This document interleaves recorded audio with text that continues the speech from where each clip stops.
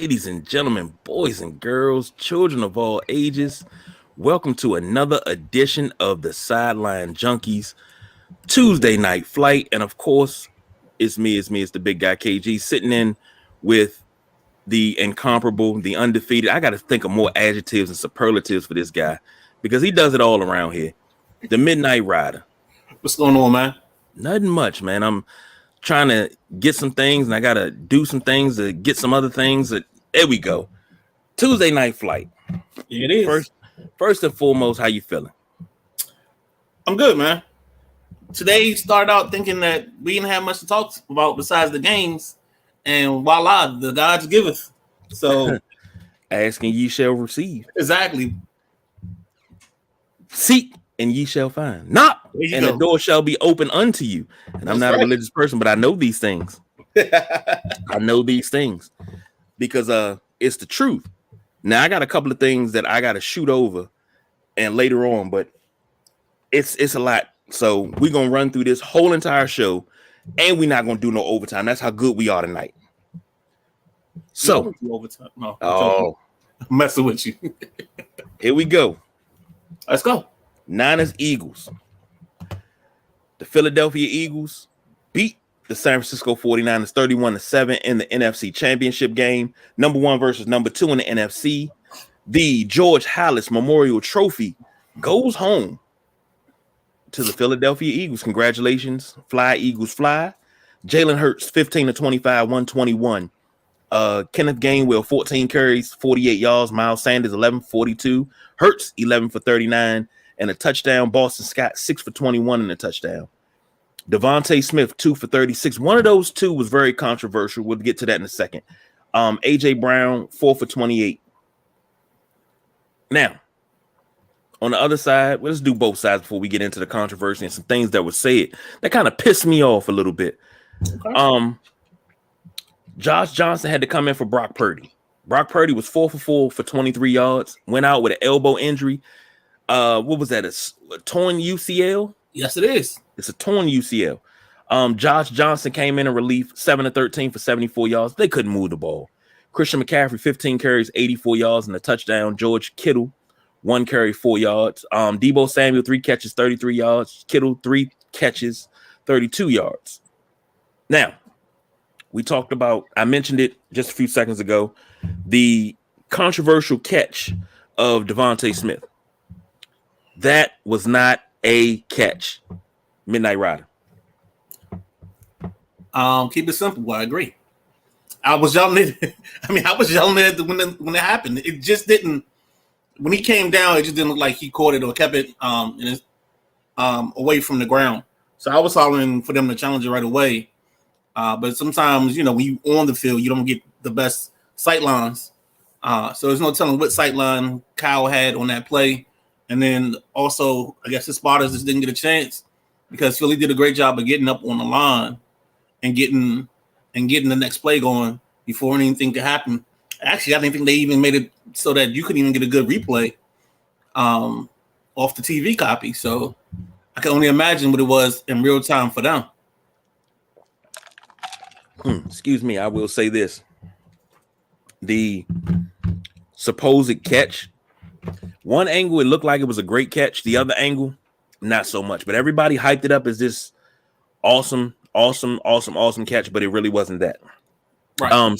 Secondly, Brock Purdy went out in this game and he tore his UCL. Reggie Bush made a comment and it pissed me the hell off. He said Brock Purdy should have came back in the game because all he had was a boo-boo. Little Reggie Bush. The dude that had 3 carries for -3 yards on the season. Little Reggie Bush.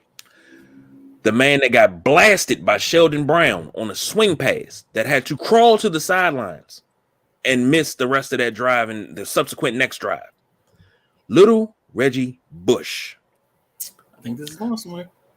You talking about heart that Brock Purdy has. He still came back in the game with a torn UCL and tried to play. But you coming for him because he had a boo-boo that he might require surgery for. He'll probably be out to July, maybe August. I'm gonna need Reggie Bush to get his motherfucking life together. And yeah, I said it. Okay. It's the heat of battle. You do not come at somebody about something that if you've never experienced pain like that, that's like, God forbid, I hope I never experience this because it's one of my worst fears, and that's tearing my ACL. I've never felt that pain before. But I'm not gonna be mad at somebody because they didn't come back into a game after tearing the ACL. Right. And Reggie Bush played the game. You should know better. Know better. Like, why? The criticism of players going out of games because of injury and not being able to return, you don't know how severe that injury is. Now, Phillip Rivers, absolute dog. That same year, Jay Cutler couldn't play. If he couldn't play, he couldn't play, but he took a bad rap for that. Rest of his career. He quit on this team. I didn't feel that way. But I digress. This Niners team, I actually got into it with a Niners fan in a good way, And she said the game was rigged. I said, how was it rigged? This game is not rigged. Y'all getting y'all ass whooped. All right. I said, bang, bang, Niners, dang. Y'all got y'all ass whooped. If Purdy wouldn't have went down, this would have been a different game. But if it was a fifth, we'd all be drunk. It'd be a closer game, but Philly had something for them. It was something about that the 5-man front and them locking up Reddick and Sweat on the tight ends, not named Kittle, and Philadelphia managing pressure there. And Philadelphia had pressure on them all day long. And I know we talked about that in the pre-show. Like, they do some dynamic stuff in their blitz packages, and they create openings. It's almost kin to what Martindale does in getting a free runner to the free blitzer to the quarterback, but they just do it a little bit different, and they got dogs. I mean, for a team that has 73 sacks on the season, and the highest is the Chicago Bears from 85 with 80, you doing some things. You putting some pressure on the quarterback. So I mean, I don't see where that ball game Philly wouldn't have won that ball game. I can say that. I don't see a route around that. Okay. I will say this. Congratulations to Philly. Normally I would give them a ration of shit, but this Philly team is pretty damn good. I think that game and the previous game puts to rest any notion that Jalen Hurts isn't that guy. He isn't him. That should put to rest anything. Like is he really the MVP candidate or is it the team? No. It's Jalen Hurts. Jalen Hurts is him. And I ain't talking about him from Powerpuff Girls neither. But you said he only had 120 yards passing. So that's gonna be the first thing that people go to. But what I'm just telling you what I understand what you're saying. And my rebuttal to that is, without being harsh, without cussing anybody out, because I want to, he only had 120. What was it? 121? Let me get it right.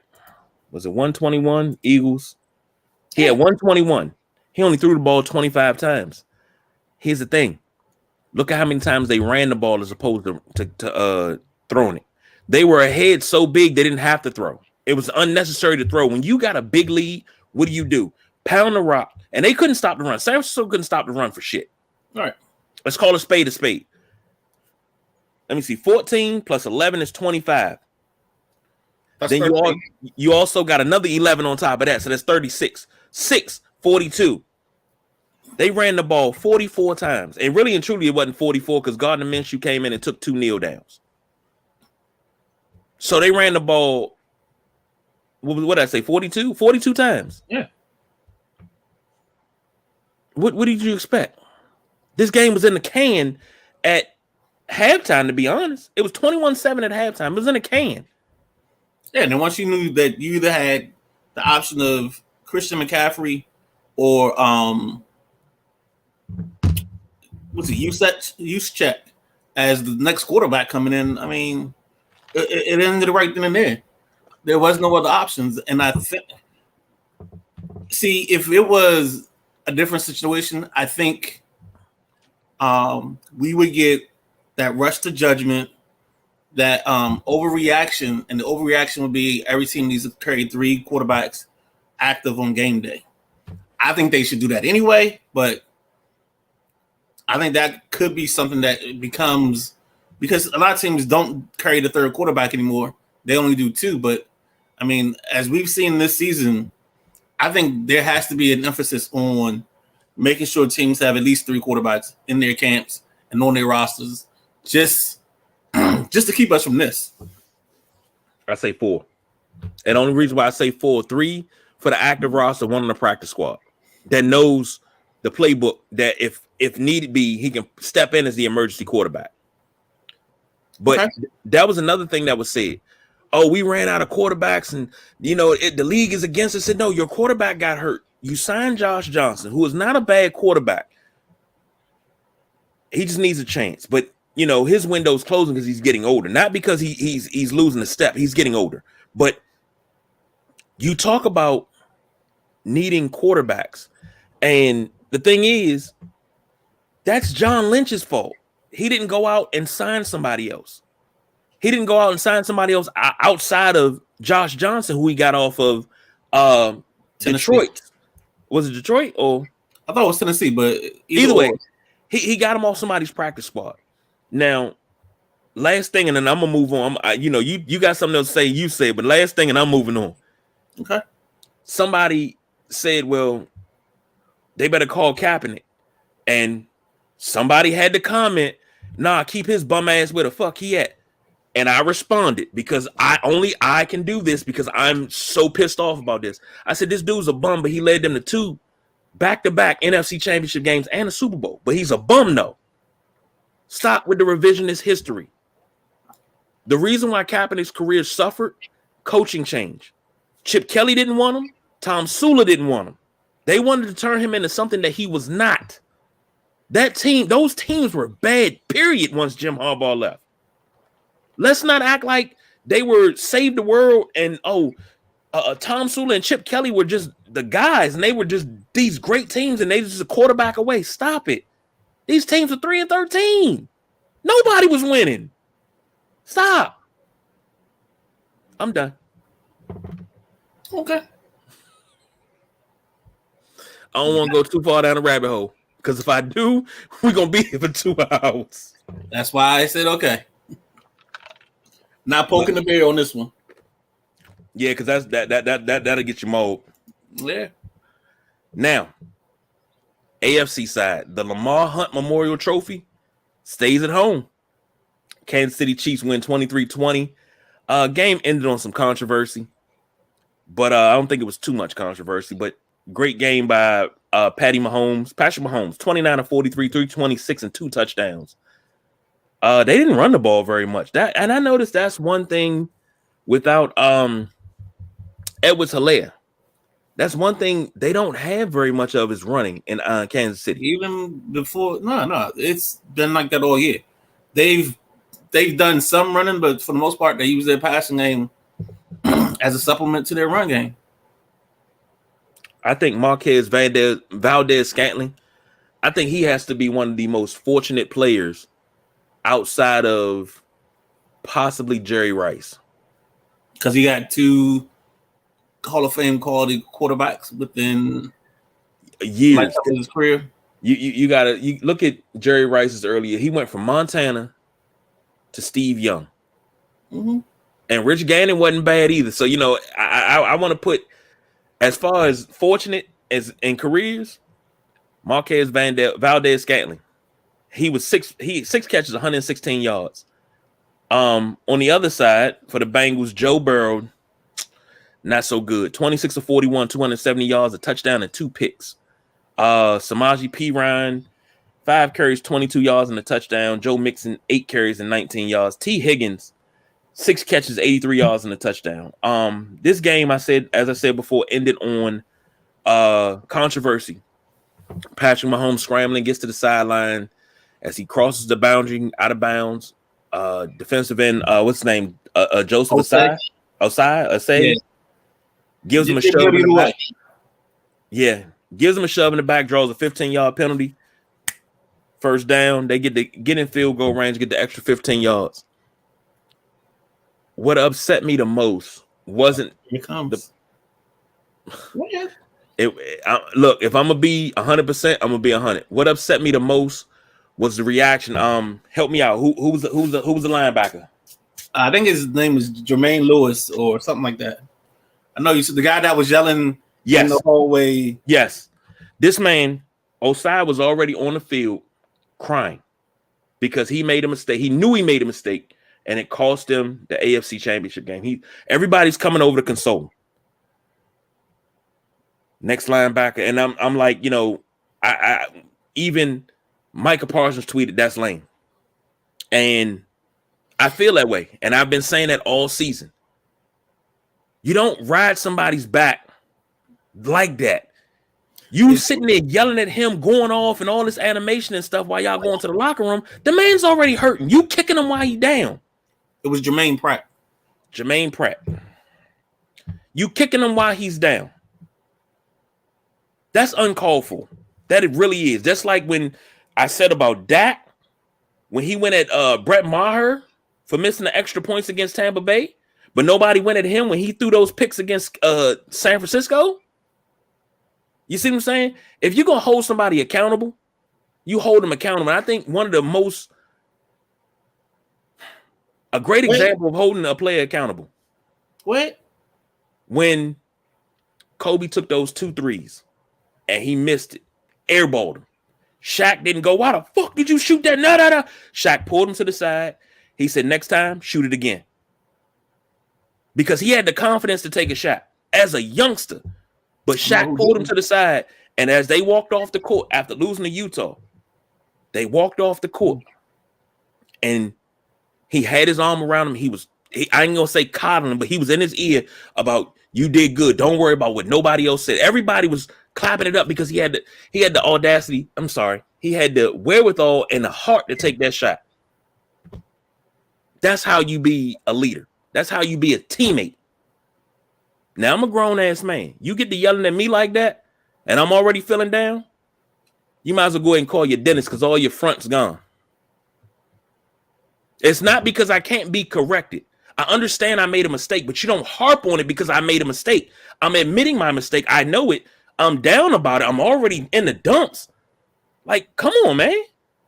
Ease up. You look like you got something to say. Go for it. I'm actually avoiding a topic in a part of the conversation. So that's what this is. I'm biting my tongue right now. So the other controversy we missed was the third. I think it was a 3rd and 8, where the referees coming in from the back part of the field, and they have to replay the down. Or so that was another play. That was when the NFL is rigged comments really started coming out on Twitter. I think there was like 28,000 tweets or retweets of some version of that conversation. And I think when you had 2 teams that are equally matched, like we did, I mean, there's no other way this game can end without just something happening. And it's not meant to blame the referees, but it's just one of those situations where you have a really tight ball game and every call matters. Every play matters. And that's what this was. And the poor kid pushing the quarterback out of bounds. I think he got aided by Pat not being on a good ankle. So I think Pat fell a little bit more than, I don't know if he flopped, but I think he fell a little bit more than he normally would have in that situation with a better will, with his legs under him. I agree. And then I just think the game overall, I mean, it's a classic championship game. Comes down to the very end. You got a quarterback gutting it out. He tried to get my boy Kadarius Toney his touchdown. I don't know what it is why we can't get my man in the end zone, but it is what it is. Michael Westbrook. Nah. No, you remember that season they were trying to get Michael Westbrook a touchdown, couldn't do it until Tony Banks stepped in? Yeah. That beautiful season. Yeah, we reeled off. We went 8-8 that year. So yep. Well, Super Bowl's matchup is set, made history. A lot of people online crying about it. Why you gonna bring race into it? But for the first time ever, you have 2 black quarterbacks facing off against each other in football's grandest stage. And I think that shows we've come a long way. We've come to the point that people of color are getting a chance to play quarterback at the highest level. That's saying something when you have someone like Marlon Briscoe, who was the first black starting quarterback in the AFL, but wound up getting switched to wide receiver after playing pretty damn well in Buffalo, but could not get no playing time because he was black. And now and today is the anniversary of Doug Williams winning a Super Bowl 22 and an MVP and being the first black quarterback to start a Super Bowl, first black quarterback to win a Super Bowl, first black quarterback to win an MVP. He blazed the way. What was that dumb question the guy asked him? Well, it's been speculated over years, but it was supposed to be how long have you been playing quarterback? But he said, how long have you been a black quarterback?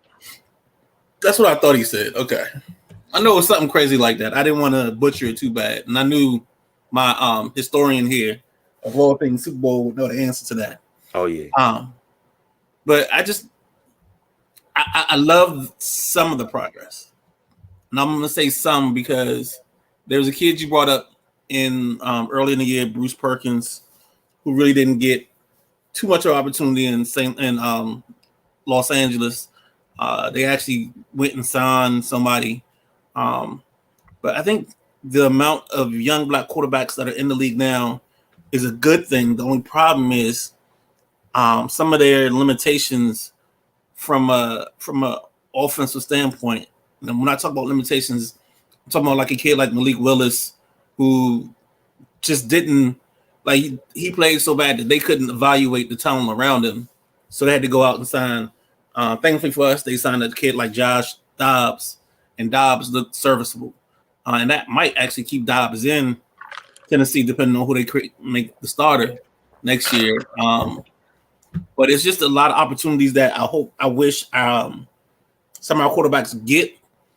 Geno Smith did a great job this year, resurfacing and making himself known. But you know, it's funny when you have a quarterback that struggles, but he plays for a defensive-minded coach, because the defensive-minded coach is going to run the ball 54% of the time as opposed to passing the ball, and they're not going to ask him to do a whole bunch of stuff. And I think that's why you got that bump from Geno. So I'm curious as to how this goes and how this transcends. This next class has a couple of, I think Bryce Young, C.J. Stroud, the kid from Tennessee, Heaton Hooker. So we've got a nice crop of young black guys coming in to play quarterback. In terms of the history, it's just a beautiful thing that we've gotten. I'm not gonna say we got past that, but that moment happened, and now it's kind of like another building block. And they always talk about standing on the shoulders of those before you. And this is a perfect example of these two young guys standing on the shoulders of Doug Williams, the Warren Moons. And you have to look at Warren Moon. I mean, Warren Moon's total passing career between Canada and the NFL is probably the most yards that any quarterback has, period. Go ahead. He was surpassed a few years ago by Henry Burris. If you don't know Henry Burris, he played in the NFL. Maybe I think he had a cup of coffee in the NFL. Was he? I know the name. He was either in. I know he's in Canada. Yes, that's where he made his career at. Was it the Alouettes? Was that where he spent his time at? Don't get caught up in the minutia of that, but okay. Because Burris played most of his playing time within Canada, the large majority of his playing career. Yeah, because he was a backup. Yeah, a long time ago. See, the only problem is when you put in pro football, they just count the NFL. When we talk pro football, you got to count the CFL as well. But Warren Moon, don't get me started on him. Because I said years ago, I'm sorry, Henry Burris has been eclipsed. It is now Anthony Calvillo. Okay. 79,816. I know he wears number 15. I know he played for the Alouettes at one point. Oh shoot, but no, Tom Brady's at 89,000. I didn't know Tom Brady was that damn high. So Tom Brady has more yards than anybody. Hell, he play a couple more years. Tom Brady might hit 100,000 yards. It's gonna be interesting, man. Yeah, most definitely. Damn, TB. But I mean, when you got a long, fruitful career, you can do that. Damn. Anyway, I'm hoping that this next crop comes in and they're taken serious. You know, I hate seeing quarterbacks come in. I know I can say a name right now. I know you'll know. A quarterback like Woody Dantzler. He came in, they changed him to safety. He was also a punt returner. Huh? Punt returner as well. Yeah. What was the boy name out of Nebraska? Was it Scott Frost? Yeah. They turned him into a safety. Arnez Battle was turned into a wide receiver. He turned into a wide receiver at Notre Dame when he broke his wrist. But he was a pretty damn good quarterback. No, he wasn't. Yes, he was. No, he wasn't. See, revisionist history. This is what I be talking about. No. Go ahead. Go ahead. I like them. I was a big Arnez Battle fan. Almost named my first son Arnez because of him. Anyway, you got so many quarterbacks that had to change positions because they couldn't get a shine. But hey, Super Bowl history is Super Bowl history, whether you like it or not. And you know, don't say, well, Patrick Mahomes is not black. Whatever. It's history. Live in the moment, enjoy it. Nobody's taking anything away from anybody else. Nobody's saying, oh, they doing it better than this quarterback or that. No. At this moment, this is history. Let's just enjoy it for what it is and say, hey, I was alive to see that. That's how I look at everything. I was alive to see it. Okay. I like that. I like that. It's kind of like the kind of ironic you say that as I wear this Nat shirt, and they're end of the game, the guy says, like, remember where you are, remember where you were sitting, kind of just trying to tell you to be settled in the moment and just take in and appreciate the moment for what it is, and not get too lost in it, and also take a moment to take a breath and appreciate it. And I agree. I agree 1,000%. Next up, sticking with the NFL, Sean Payton gone to the Broncos. Wealthy deal. Hey, Faye. How you doing, Faye? Good to see you, Faye. Moving right along. I had to get my Faye Jackson fixed. As you can see by the graphic there. We're transitioning from okay. All right, let's go. You gotta have love for Faye Jackson. If the Nubian Sumo was here, he would love that because he would sit in the middle.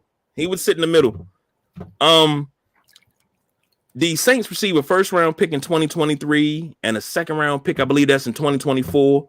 That is correct. And the Broncos receive Sean Payton and a third round pick in 2024, I believe. Yep. My graphic was off. I'm sorry. That is my fault. I did a terrible job. What do you think about this move? I know Delonte is pretty goddamn stoked because he got I think this is your best coach since John Fox.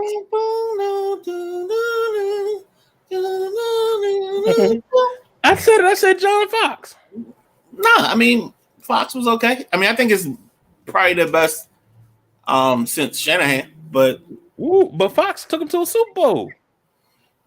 Wasn't Fox 2? That was the guy coaching Peyton Manning, right? Yeah. Okay. All right.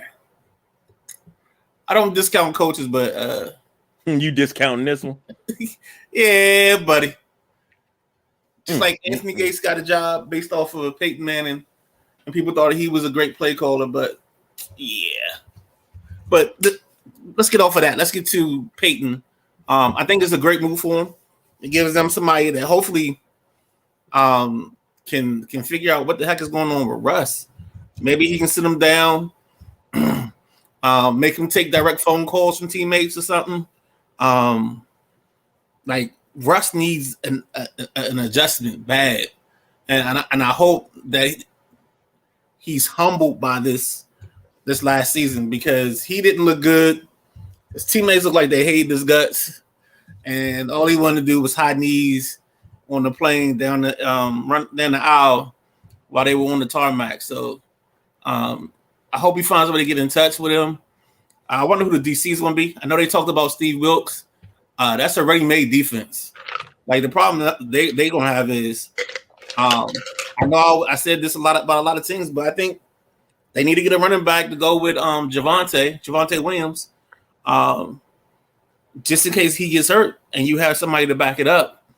And then receiver-wise, I love Jerry Jeudy coming out of Alabama, but I feel like he drops the football too much. And that doesn't help the situation when you have a quarterback that's struggling. KJ Hamler, okay, Cortland Sutton, hopefully another year removed from his leg injury, gets him back to being more explosive. But he didn't look as fast this year. Tight end wise, I think it's Albert Osawingun that they have at tight end. So they have some. Oh, and then the kid from Aldridge. So they have some tight end help. They just gotta get on the field and make some moves, and hopefully they can get some linemen to help protect Russ from Russ, and then hopefully he's danger Russ, I guess, if that's what he wants to be. But something's got to happen, man, and hopefully Sean Payton's innovative mind can pick some things apart and they get somewhere with this team. And I apologize because I misspoke. It was not John Fox that led them to the Super Bowl. John Fox led them to an AFC championship game in 2013. That was Gary Kubiak who led them to the Super Bowl in 2015. And I could have sworn they went to 2 Super Bowls. Yeah, they played Carolina and then they played Seattle. Yeah, and they lost to Seattle. Yeah, Seattle, they got mollywopped. Yeah, they got beat bad. And when they played Carolina, that's Von Miller. That's Super Bowl 50. Yeah, I do remember that. But yeah. I like this move.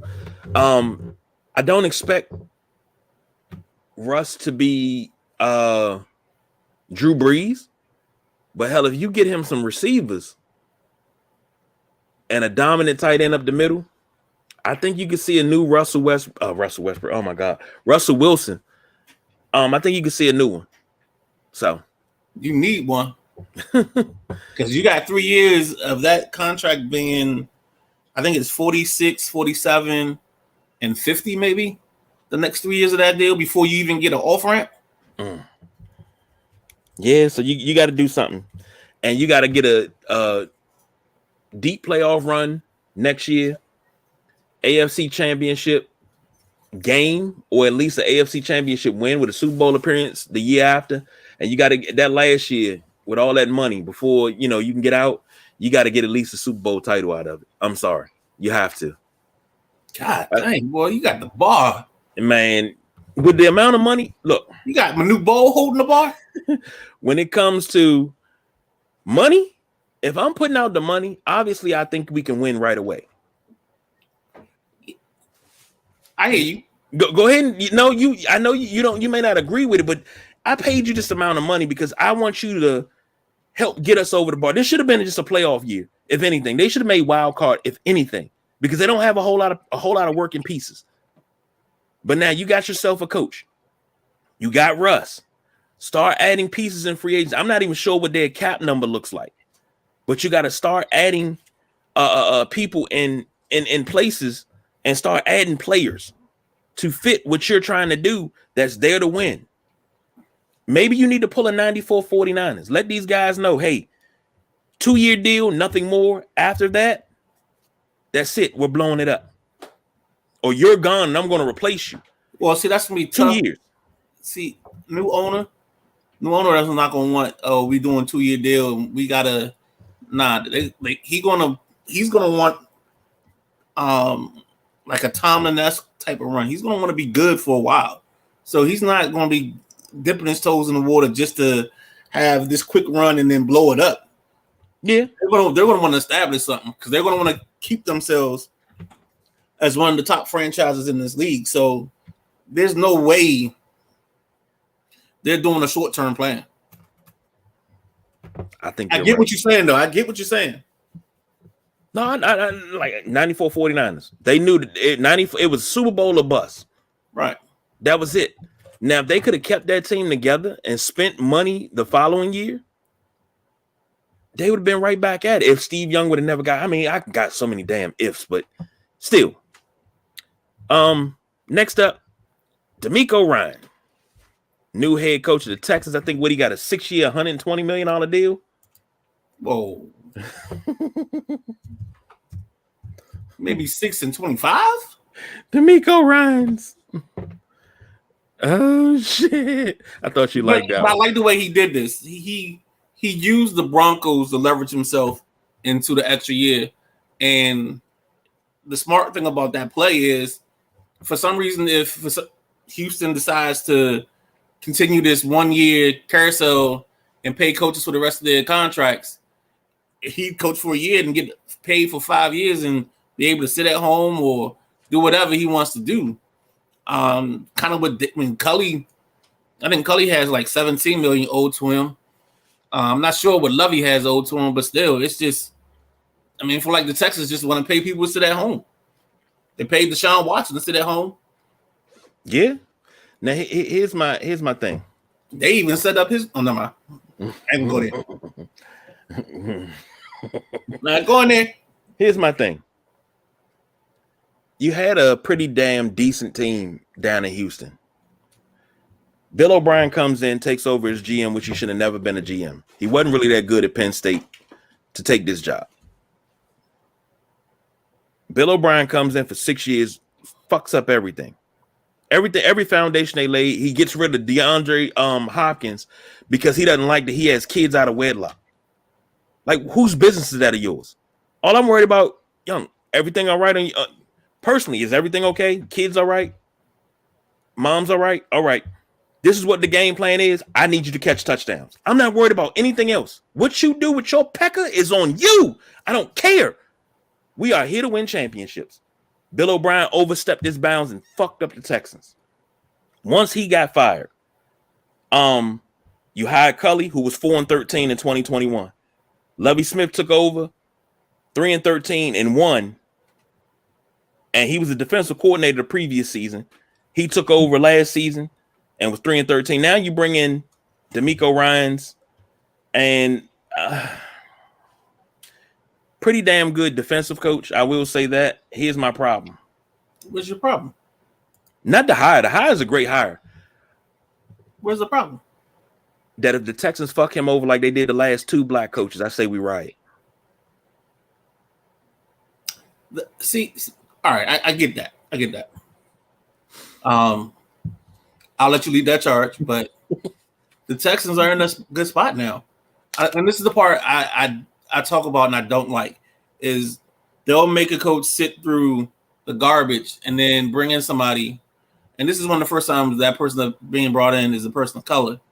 But I think they have 2 picks in the first round, thanks to the Laramie Tunsil deal. I think they may have another pick in the second one. They've got picks. They have enough picks that they can start building this up from the ground up. And I think number 1 has to be, if they're picking 4, they have to make the move with the Bears to get them their quarterback. And unless they're confident enough to sit at 4 and take what's left. They're in that spot where a team like Chicago, when they drafted Trubisky, some of these teams where you're at a point where the Giants are the best example of that. The year that Daniel Jones and Haskins were out, and the Giants had 2 picks. They had one at 6, and I think the next one was at like 13 or so. So they had the option to wait on the pick. But I'm a firm believer if that's who you want, then that's who you go get. So if Daniel Jones was the quarterback they wanted, I got to take out all the extra exponents or the other factors before that happens. I can't wait for him at 13 because you don't know if a team is going to trade up in front of you. And that's happened probably before. I mean, think about Mahomes. I mean, the Chiefs went from 26 to 10 to get Mahomes that year. So you can't wait on the quarterback to just fall in your lap. Sometimes you got to make that move to go up. And even though it might not work, the quarterback is the most important person on the field. So you got to take that chance. It's like them shirts that McVay and what's called we're rocking. Fuck them draft picks. Yeah. you gotta take that shot, man. Because you can always get them. And they got them. You get compensation picks now. You get picks for getting a minority coach hired. Like you can get stuff to help build your team, and then you make moves. You move back a little bit. Like I can see Washington moving back a little bit, maybe taking a linebacker, taking an old lineman, and then adding another pick because you can replace that third, even though you get a third probably in compensation for Brandon Scherf, and you'll probably get a sixth for Tim Settle. So again, situations, man. Use that drive. Now here's DeMeco Ryans' resume. This was second round pick in 2006 for the Houston Texans. So coming back home pretty much. He was named the 2006 Cotton Bowl Classic Defensive MVP. Played at Alabama. He received the Lott Trophy. NCAA. This is 2006 NCAA Top 8 Award. Cotton Bowl Classic Defensive MVP, as I mentioned. The consensus first team All-American in 2005. SEC Defensive Player of the Year in 2005. First team All-SEC Lott Trophy. Bednarik Trophy semifinalist. Butkus Award finalist. Dratty Award finalist. Nagurski Award finalist. Lombardi Award semifinalist. In 2004, he was a second team All-SEC. He was a Defensive Rookie of the Year in 2006 in the NFL. First team All-Pro in 2007. Pro Bowler in 07 and 09. All-Rookie team in 06. Like 6-year contract. Are they going to let him shop for the groceries? That's all I need to know. Is he going to be able to shop for the groceries? He's not going to shop for the groceries because they brought in Nick Caceres. Yeah. But here's my thing. And when I say shop for the groceries, I don't mean go out and actually go to the store. But if he has a list and he say, these are the players I want. You got to, as a GM, if my coach comes to me and say, these are the players that I need. These are the players that I want. Give me your needs first. Let me take care of your needs. Then you tell me what your wants are. When I get your wants, I'm going to say, okay, we got money for him. I don't know if we can afford him. We'll try. We'll do what we can. I want to give my coach everything he needs and wants as a GM. So he has no excuse why he's not winning.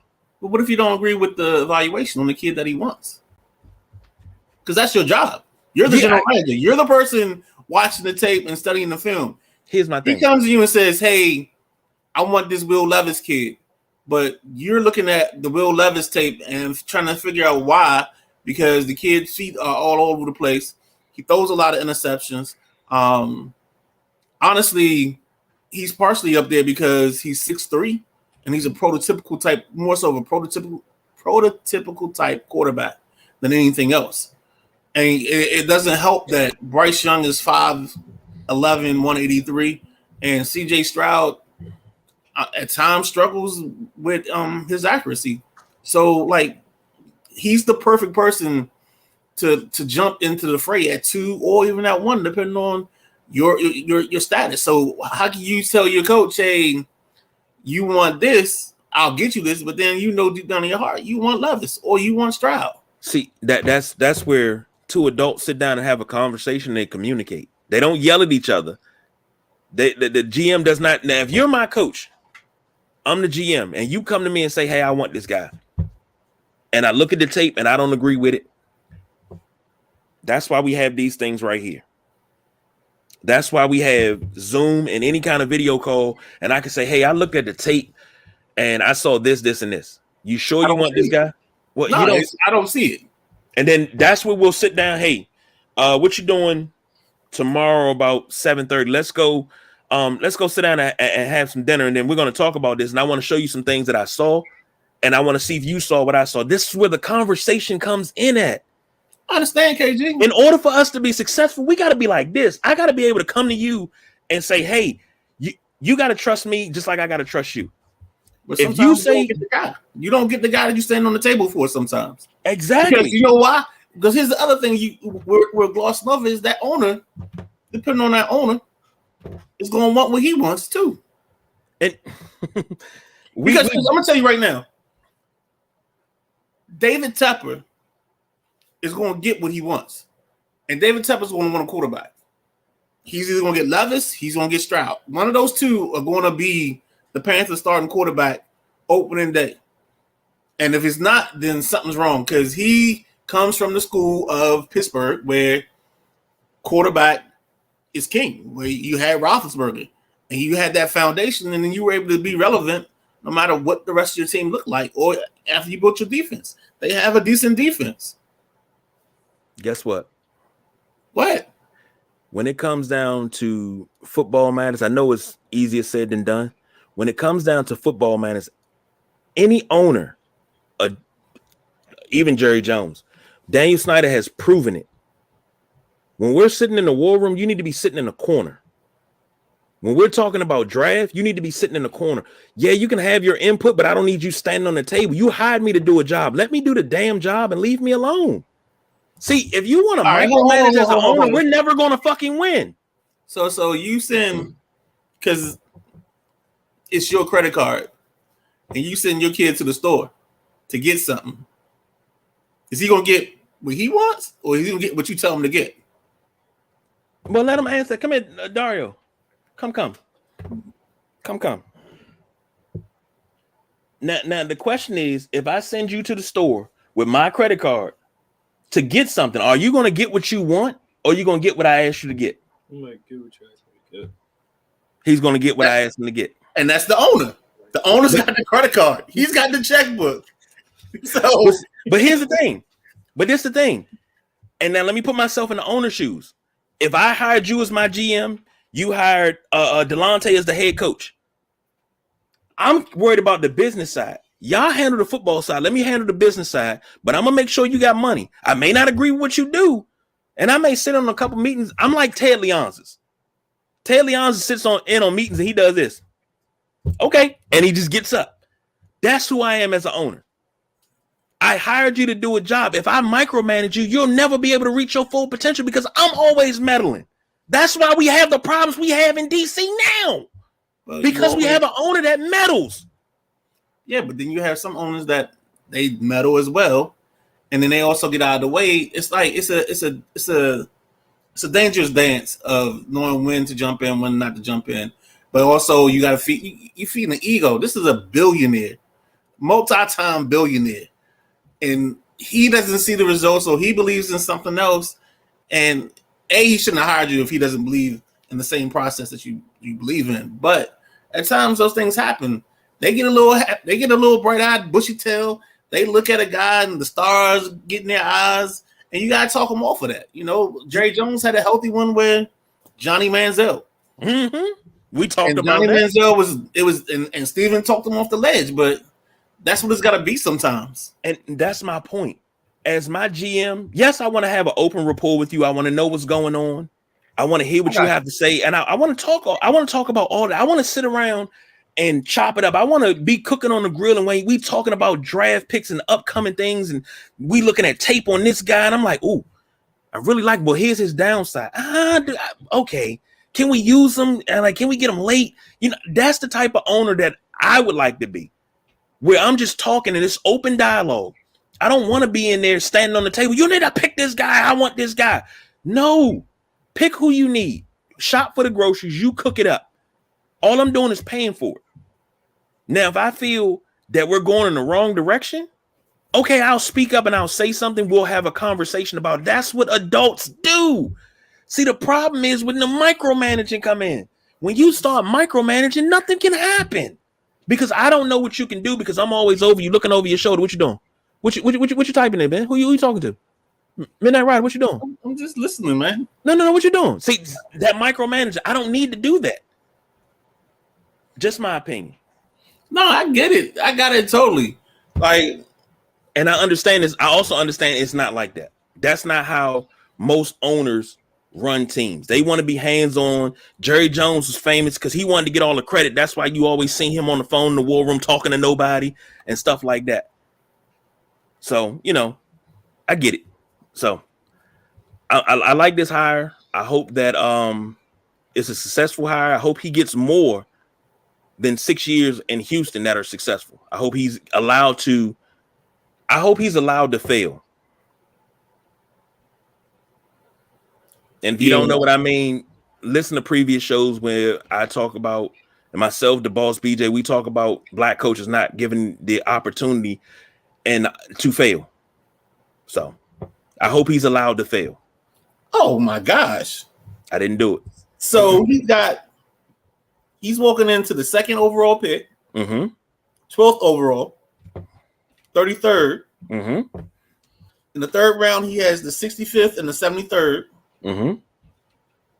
He's got their 4th, their 5th, their 6th, and those are all going to be at the top end of those rounds. He's got 4 6-round picks, so he's got 11 picks to work with. Nothing in the 7th. Nothing in the 7th. And see that's like walking into a situation like that. That's ideal for me because I love draft picks. I love building through the draft. I love the process of the draft. I love all of it because if you got a great scouting team, you can find a gem in the 6th round. So you take, if somebody moves in front of you to pick one besides Chicago, you take the 2nd best option at quarterback. At 12, I would look to move down because somebody else is going to want to come up and either draft a quarterback or a lineman in this draft. So you move out of 12, maybe down to 16, pick up an extra pick in like the 2nd or 3rd round. But you want to this is the type of team that you guys start layering talent and layered in a good way because they had a strong defense last year for what they were asked to do. Maybe it was the system, maybe it was Lovey, but they didn't have stars. They had a young Jalen Petrie playing safety for him who's going to be the truth. All you got to do is if they can add another corner with Stingley Jr., like this team has potential. I don't know what their linebacker situation is off the top of my head. But again, that's where you start filling in holes and then you start picking a need here, filling the need there. They got the running back. So now Pierce, so that's solidified. Now you get you maybe an offensive lineman, you get your quarterback at 2, maybe you throw something on the outside, and then you get something from Brandon Cooks because you got to get rid of Cooks. You got to let Cooks go. Yes. I don't even think he's staying with this situation. I don't think he's staying. I would even in that situation start looking at, making moves to get him out. That gets you another pick somewhere. So again, I think they're in the perfect opportunity to start growing this team out and making some moves and making some things happen. Agreed. And then there's even talk about a certain fella coming back to Texans, Ward 99, to maybe even be a coach. Wouldn't be a bad idea. I love to see that. I mean, I would make him an assistant D-line coach just so that way that whoever I have can, do some more of the basic stuff and then go with that. Yeah. Yeah. And then Washington, not to get off topic, but Washington has to keep Jeff Zagonia in this building. I believe you said Jack Del Rio's contract was up. He's up, but I mean, of course, that's just a simple re-sign. Yeah. But now, what if you don't re-sign him and you promote off the staff? You're not going to promote off the staff because Chris Harris is already out the building. And if you were doing that, you'd have promoted Chris Harris as your D coordinator to be. So if anything, this is a situation where you might get and it all depends on what happens in Denver. It's either bringing back Jack or you might give Steve Wilks a call. That's what I was hoping for with Steve Wilks. So, not even going to lie. You leading the witness. Next, this one right here, surprising, but Tyler Snoop Huntley has made the Pro Bowl in place of Josh Allen. That's it. That says it all. That's his stats this year. Yeah. 658 yards, 2 touchdowns, 3 INTs, a QBR of 41.2. There was something, I don't know if it was like a fan vote that puts him in as the alternate or whatever it was, but it was something quirky that happened that allowed him to be like the fourth alternate on this team. And there was no way in God's green earth, like that's one of those situations you should just be like, all right, look, dog, come on. I mean, but then again, the Pro Bowl is such a joke that it tells me that this is how much we care about this game, that we got this dude that was barely a backup and barely threw for 3 touchdowns is somehow in this Pro Bowl over anybody else in the AFC. See, Russ had 10. You could have gotten Russ.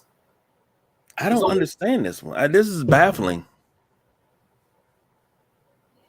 I think it was something with the voting, if memory serves me correctly.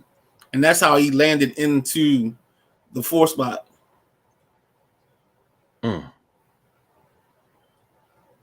Okay. I agree with you wholeheartedly. The Pro Bowl has become a joke. It's a flag football game now. Well, it was a flag football game for the last 3 years. Yeah. They just weren't wearing the flags. Yeah. And I've said I want to say, hell, we going into year 5 of this. Officially, year 5. Man, I've said for a while that they should have an all-star week, a Pro Bowl weekend, because the game's on Sunday.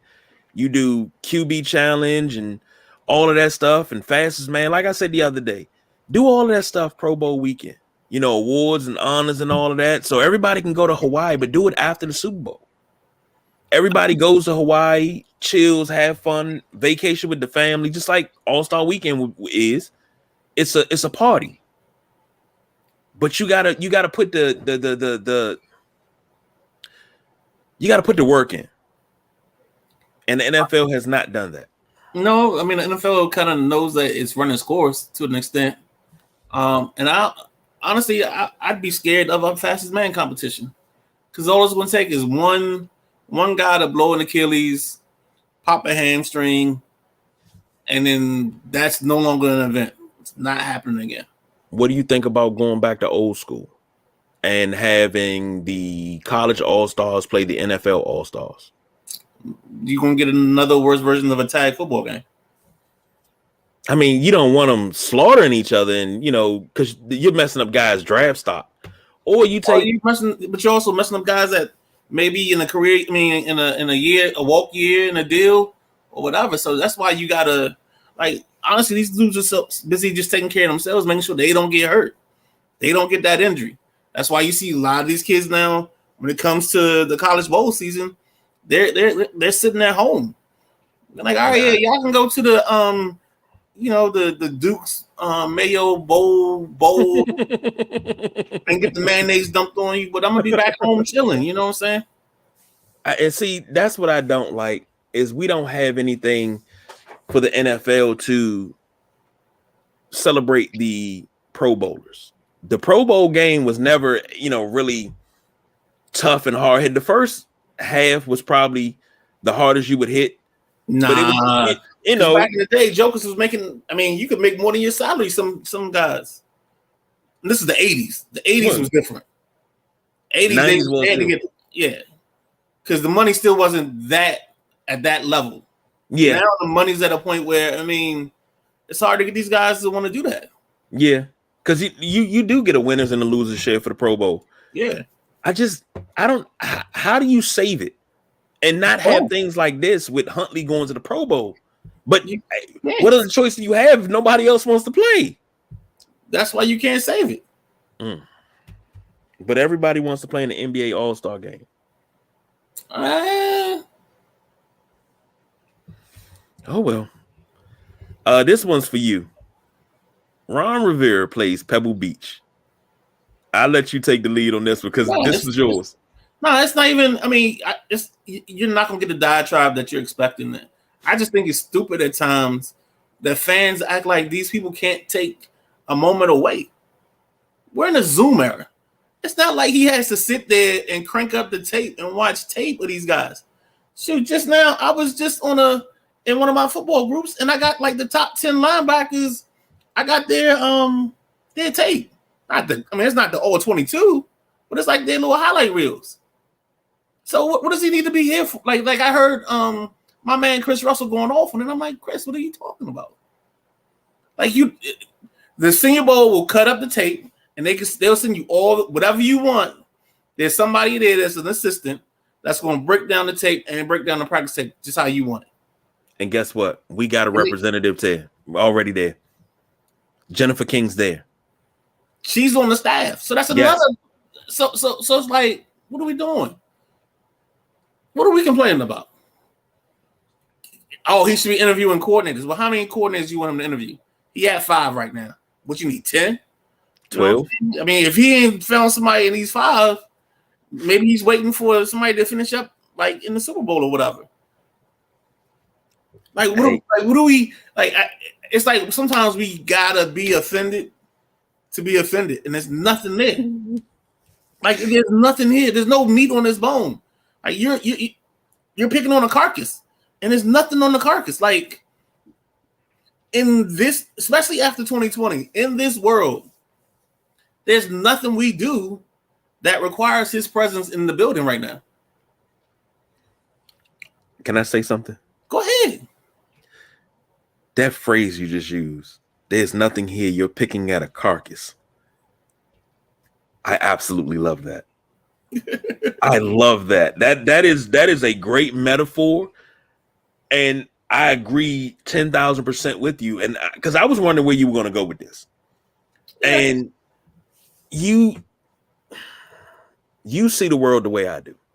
You know that coaches and executives, they have lives, they got families. Football may be your life, but sometimes you have to walk away from it for a little bit to get yourself recentered so you don't fall out of love with it. Well, think about this guy. He's an avid golfer. This is playing Pebble Beach in a pro-am, probably once in a lifetime opportunity. Over the last 2 years, you dealt with whatever the scandals are with the franchise. You dealt with cancer. You dealt with the rebrand, and all some of those mistakes. You're just dealing with a whole bunch of stuff. I don't even want to go into the rest of the list because I got all of it. I know the whole thing. You gotta deal with the stress of playing a quarterback who almost died, and now you gotta be responsible for if he goes back on the field, because you know how this world operates. The second something that would have happened to Alex Smith, he should have never played him. He was coming off of, and then, like, for some reason, Alex Smith couldn't understand that you can't die on my watch. That's literally what Ron was thinking, and probably what Ron was saying. Like, nah, dog, I can't have your body on my resume. So those are the things that, like, and those are just the like, we what, 5? We're not even further into that list, but there's so much. And then now the dude just took a weekend. Yeah, Senior Bowl. So you don't think the whole team of scouts are down in the Senior Bowl, and the other half of the team is at what is it? The March of Dimes? Not the March of Dimes. It's the other bowl game that's right before that. The East-West Shrine game. Mm-hmm. You don't think we got people at both of those already, scouts? And they can just, while they at practice, they call the offensive analyst or whatever the guy's called, the digital guy, and he send you the clips. Now you sitting there watching clips. What's the other one? You got the Senior Bowl, the East-West Bowl, and what was it? Is the Blue-Gray Bowl? Blue-Gray used to happen. I think they kind of did away with that because that was right around Christmas. Okay. So I think that was where all the seniors came together, correct? Yeah. That's what, like, if you didn't go to, because it's different rosters at each one. Right. So if you don't go to the Senior Bowl, you go to the East-West Shrine game, or you go to this game, and it's different. They used to have it. They used to have the Shrine a little bit earlier. So if you played well at the East-West Shrine, you could possibly get a call up to the Senior Bowl. So that's how it used to be. But I think they ended up being so close on the schedule that you really can't do that this year. Gotcha. And I'm surprised that Chris Russell don't only go off about stuff like that. Yeah, he has his moments. That's my guy, but Always gonna be my guy. yeah, man. That's my man. But I'm just surprised at him. You know, I'm not. Nah, man. He normally nonchalant. He not gonna rise over that. Yeah, he is because it's he has this, and you'll start picking like just pay attention to it. He's a very conservative, scared of chaos. Like he'll say, "Oh, we need to get a quarterback," but then it's like, "Well, we can't go that high to get a quarterback because what if it fails?" Like, dude, you either gotta take the chance or you can't take the chance. You know what I'm saying? Like, you can't keep adding all these caveats to it. But neither here nor there. Still, like I said, it's still a good dude, man. Him and Pete. I agree wholeheartedly. Finishing up with the Wiz kids. The question is: Wizards on the move up or teasing us? If I'm not mistaken, the Wizards have won what 1, 2, 3, 4 straight games. 5. 5. Yeah. Last night I think 1, 2, 5, 3, 4, 5, 6. Okay. They haven't lost since January 16th. And tomorrow they play the Pistons in Detroit. Right. Last night they beat the Spurs, and this is not the Spurs of old. This is not Tim Duncan led Spurs. This is just the Spurs. Denny Advia led the Wizards in scoring with 25, 9 rebounds and assists. I mean, if this is what the Wizards can do, see, there they go. They're being that tempestuous whore. There it goes. It's like you want to fall in love with them, but they always find a way to break your heart. But in this situation, the main reason I want to talk about this is because they're actually in a good spot. You play the Pistons. I'm not gonna say that's a dub because it's the NBA, and you probably got to travel up to Detroit, so no telling on that. Then you get, I think it's like Cleveland. Who's out? It's like 3 games where they should be able to go 2 out of 3. They got the Pistons tomorrow, the Trailblazers, the Nets, then the Cavs on the 6th. So once you take Detroit out of the picture, if they can go 2-3 in the next part, maybe they can start building something. And then he made a statement earlier today in the interview, kind of like, his teammates started kind of just pumping him up, and he started to feel like he had to be a little bit more aggressive. And I think some of that comes on the heels of the Hachimura deal. And I don't want to make it sound like I feel like Hachimura was a bad apple or a bad person, but I think this is one of those situations I always talk about addition by subtraction. I think you cleared up some minutes for guys. So now guys are a little bit more comfortable. It's not constantly looking over my shoulder. And I think you have enough of a spread with guys are evenly spaced out where they're not always stepping on each other's toes 4 minutes or they're playing the same position. And I think that's kind of what you had with Rui and Denny they were the same. They were like same parts. And they just seemed to do the same thing. And you couldn't really differentiate their game. With Kispert, he's the shooter. Rui and Denny is like, they're the defense, but they also the rebounder, but they can also shoot a little bit. And I think that's kind of where getting away from one of those two actually helped the guys as opposed to hurt the team. Out of the rotation of 10 players, they had 7 in double figures. Right. That's impressive. Just looking at this Wizards team, just in the Spurs game, you got 16 from Kuzma, 14 from Kispert, 17 from Porzingis, 21 from Beal, 11 from Morris, 25 from Denny, and 12 from Kendrick Nunn, 5 from DeLon Wright, 4 from Taj Gibson, and 2 from Carey. Here's my thing, and I'm being absolutely honest. The way that scoring load is distributed evenly, and you brought in 127 points. I got no beef with that. I love the way that's done because it's not on one person. It's everybody getting theirs. And I love it because nobody played over 33 minutes. That is good. That's good rotation.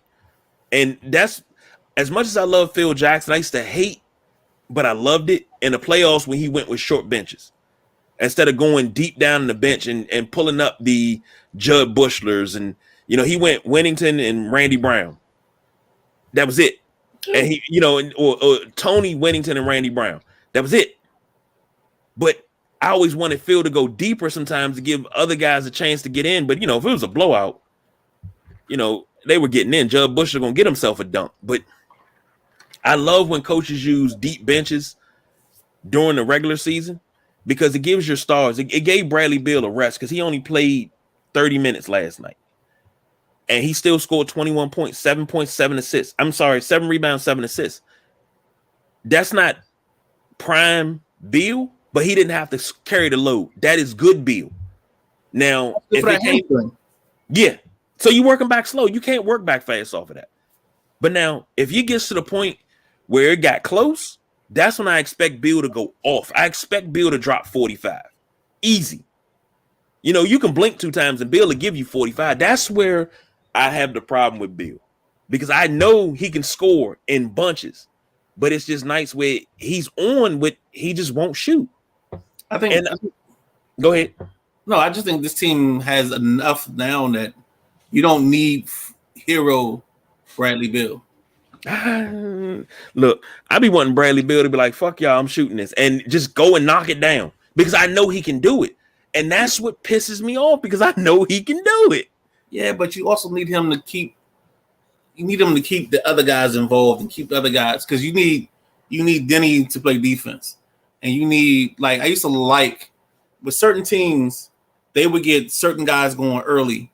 So like on a Tuesday night maybe Phil might let Lamar take the first couple to open the game up so he can see the basketball go through the rim, and now all of a sudden. He's alive and he's giving you the dynamic Lamar Odom, the 16, 10, and 8 Lamar Odom. Not the Thursday for the triple single like Lamar. And that didn't happen a lot, but it's still one of those things where, he had some duds in there. And I think coaches when they're smart, they can ignite guys by just simply feeding them the rock early. Or giving them a play here and there just so they can stay engaged. And I think that's what you kind of want to do with this team. I think they feel like they have enough talent. And I think that's where they struggle at is there's enough talent on this team that I don't need hero Bill. I just need you to keep the train going. And last night was the perfect example of watching the train stay on the tracks. No argument from me. No argument because you just explained it perfectly. I'm stingy. I'm selfish. I want to see what I want to see. But you explained it in a way that it makes 1,000% sense. And basically, you just told me get the fuck off Bill back. I got what you're saying. I got what you're saying. We come to the end of the show. I'm glad I got the midnight ride here because I got 2 questions for him. And I think one of them we're gonna have to stick a pin in until that'll be some off-season topic. Being a Laker fan, and I was reading a post about Magic coming back in 95 96 season, and he played those games. A lot of people said, "Oh man, Magic's out of shape." Magic, he said he wanted to bulk up for this type of NBA. Did you think that? Let me rephrase that. If Magic would have stayed another season, even though he went out a couple months after they went out the first round of the playoffs, if he would have stayed on and came back that following season, he would have been playing with Shaq, Kobe, later on Robert Horry, Derek Fisher, Nick Van Exel. Do you think, and I think I posted in our Sideline Junkies group, and I just want to ask this question because I don't want to get too deep into it, but I want to hear what you have to say because I posted that just for you. And don't forget about Eddie Jones is on that team too. Do you think that Laker team of 96, 97 would have won 65 games and probably led the West? Nah, because I think they'd have probably finished somewhere around, they probably win 50 to 55. But then the problem becomes, you always got to start defining roles in these situations. Somebody's got to be the alpha. And I think Magic and Shaq might have butted heads in that window, just a little bit, trying to establish it. I think Magic would have given way to Shaq, to the big fella, but at some point, I think they kind of clog up the lane a little bit, and they getting each other's way a little bit. Guard wise, I mean, Dale Harris is still coaching that team, so they weren't gonna. I'm sorry, I don't give them 65 wins with Dale Harris at all, ever. And that's another person that gets part of the shrapnel from that team. Is I think Dale mismanaged that team to detriment, and I think if he had not coddled Kobe, but if he had just took the kid and let the kid, yes, you got to earn it, but you also got to get the kids some opportunities to make plays. And I think that first year he mismanaged Kobe so much that it did push Kobe, but I think it hurt the team itself because maybe in that moment in Utah, he could hit one of those two shots that Eddie Jones was scared to take, or decided to pass up. But that's neither here nor there. Now, I asked that because looking at the 96-97 roster, you also had the Big Easy on that roster, Eldon Campbell. Jerome Kersey, Byron Scott came back. And I always said that if Magic would have stayed, you would have combined Showtime with the Lake Show. Huh? You wouldn't have had Kersey then.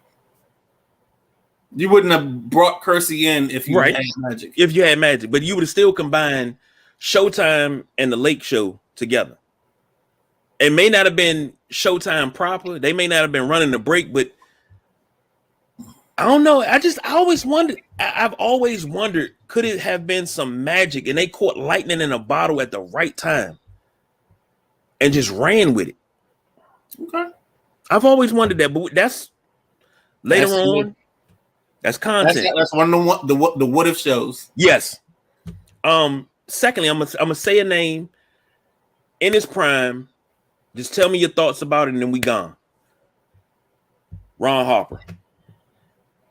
Oh, Ron Harper was the guy. I mean, I think that team with him and Mark Jackson, I think the only problem was they were playing for the Clippers and they were in the West. I think that was their biggest detriment. I'm not saying if you put them in the East, they're challenging Boston and Detroit, but they're making some noise. I think he just was one of those guys that A, he ended up in the wrong place at the wrong time, and then B, that leg injury took a whole lot away from him. What's the kid that was in LA and then he resurfaced in Golden State, like Deshaun Livingston. Livingston is like the perfect example of a guy like that, where like that knee injury took so much away from his natural ability that you don't really, now that you saw him with the Bulls, I'm not talking about Harper, I don't think you fully appreciate the athlete that he was. And even the time when he was in LA, he was more crafty than anything else. But I mean, he could go. Yeah. And that's why I asked that, because I've had people I've talked to in comments, they was like, Ron Harper wasn't that good. He was slow. I was like, no. We're talking prime Ron Harper. They called this man the poor man's Jordan because he could light you up for 30 easily. Yeah. Easy. He could jump out of the gym, and, ACLs back then wasn't the same thing. This man reinvented himself when he came to Chicago. He was supposed to fill in the triangle for Jordan. They figured out he couldn't do it. So what did he do? He focused on defense. And said, I'll be a perimeter stopper. And that's what he was. And, I just wanted to get your opinion on Ron Harper. He's just a dog, and I love him. My man, Hollywood Hawk. So, ladies and gentlemen, thank you for joining us tonight. Glad to be here. We'll be back Thursday.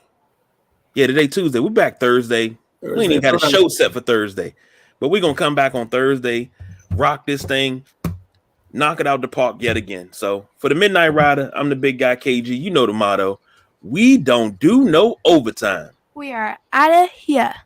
There it is.